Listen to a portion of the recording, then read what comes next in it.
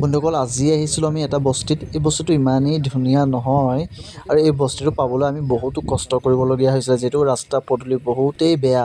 বহুত পাহাৰ আমি পাৰ হৈ পেলাই এই বস্তুটো পাইছিলোঁহি।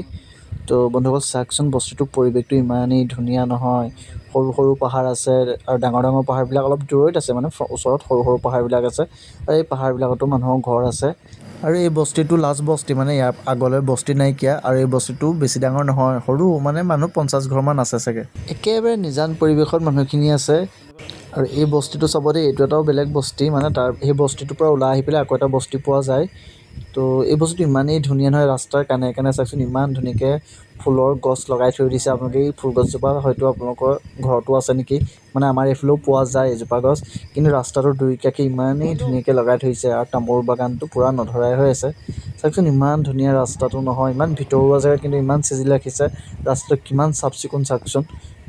আৰু বন্ধুসকল বস্তিত সোমাই থাকোঁতে বৰষুণ দিছিলে, তো ওলাই আহোঁতে ৰাস্তাৰ অৱস্থা চাওকচোন, কিন্তু যাওঁতে অলপ ভাল আছিলে। ঘৰমুৱা হৈ আহি থাকোঁতে পাহাৰৰ ওপৰত টিলাত মানুহ এঘৰ পালোঁ, উঠি আহিলোঁ। তাৰো বোলো ভিউটো আপোনালোকক দেখাওঁ। বন্ধুসকল এইটো ভিউ চাওকচোন, সমতল ঠাইৰ পৰা লোৱা হৈছে, ইমানেই ধুনীয়া লাগিছে নহয়। সৰু সৰু পাহাৰ আছে চাৰিওকাষে। তো বন্ধুসকল ভিডিঅ'টো আজিলৈ ইমানেই আছিলে। ভিডিঅ'টো চাই যদি ভাল পাইছে কমেণ্ট কৰি জনাব আৰু লাইক এটা কৰি দিব। ধন্যবাদ।